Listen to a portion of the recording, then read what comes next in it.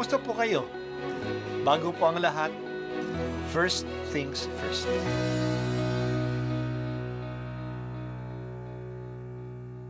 Good morning po. Sinisimulan po natin ngayon ang first things first. At dito po, tinatalakay natin sa unang bahagi ng umaga natin ay ang first readings na binabasa po sa banal na misa. Ito pong tinatalakay natin kasi madalas po kasi marami na tayong alam tungkol sa gospel readings. Pero konti po ang nagsasalita sa first readings. Pero ang first readings, bahagi din po yan ng Biblia, ng banal na kasulatan.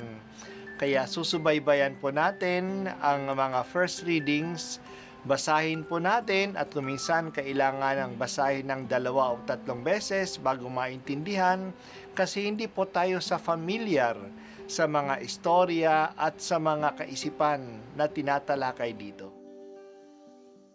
Ang pagbasa mula sa unang aklat ng mga hari. Noong mga araw na iyon, nagsalita kay Acab si Elias na taga Tesbi. Isinusumpa ko sa ngalan ng Panginoon, ang Diyos ng Israel, na pinaglilingkuran ko, hindi uulan ni hindi man lamang magkakahamog sa mga darating na taon hanggang hindi ko sinasabi. Pagkatapos, sinabi ng Panginoon kay Elias, umalis ka rito at magtago ka sa batis ng Karit sa silangan ng Hordan. Makaiinom ka ng tubig na batis at may inutusan akong mga uwak na maghahatid sa iyo ng pagkain. Gayon nga ang ginawa niya. Lumakad siya at nanirahan sa may batis ng Karit. Sa silangan ng Hordan, umaga't hapon may mga uwak na nagdadala sa kanya ng pagkain. Sa batis naman, siya umiinom. Ang salita ng Diyos. Salamat sa Diyos. Magsisimula na tayo ngayong babasa sa unang aklat ng mga hari. Ang nilalaman ng aklat na ito ay ang mga kasaysayan ng kaharian ng Israel sa hilaga ng bansa. May section sa aklat na ito at sa ikalawang aklat ng mga hari na tungkol kay Propeta Elias. Siya ay isang dakilang propeta na nanindigan sa pananampalataya kay Yahweh, ang Diyos ng mga Israelita. Ang hari noon sa Samaria, sa kaharian ng Israel ay si Acab. Hindi siya naging tapat sa Panginoon. Ang kanyang reyna ay si Jezebel, anak ng hari ng Sidon. Silang dalawa ang sumamba kay Baal, isang Diyos-Diyosan.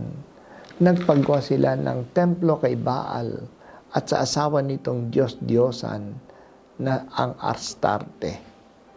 Pinilit nila ang mga tao na sumunod sa kanila sa pagsamba sa mga Diyos nilang ito na si Baal at si Astarte. Nag-alaga sila ng higit na 450 huwad na mga propeta ni Baal. Naggalit si Elias na propeta ni Yahweh.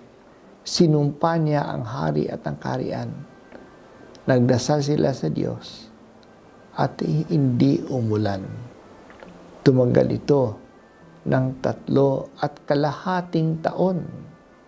Kaya hindi lang ito simpleng tagtuyo, ay talagang ito ay naging isang malaking kapinsalaan sa mga tao.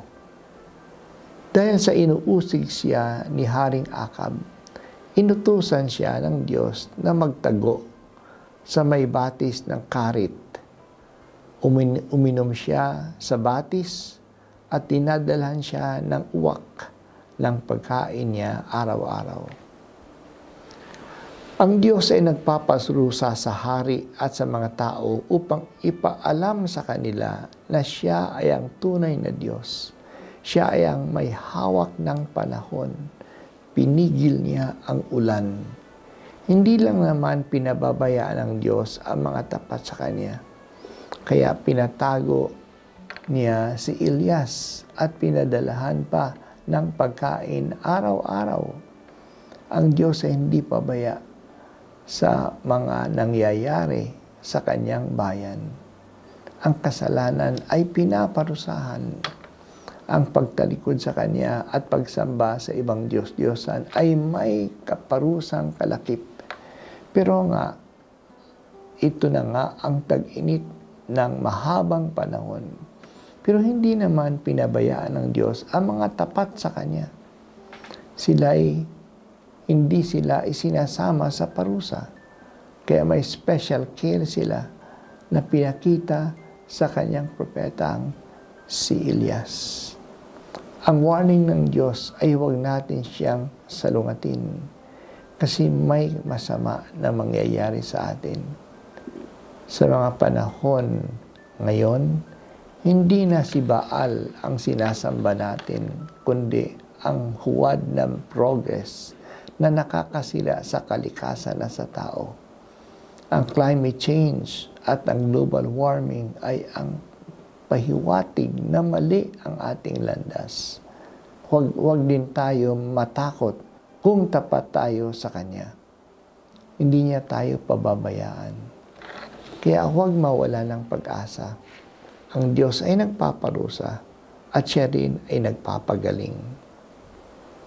Tulungan mo kami, O aming Diyos, na umasa lamang sa iyo.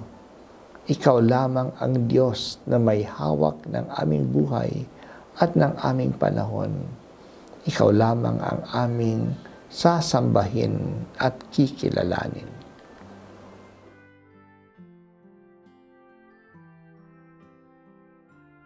At ako po ay si Bishop Broderick Pabilio dito sa First Things First.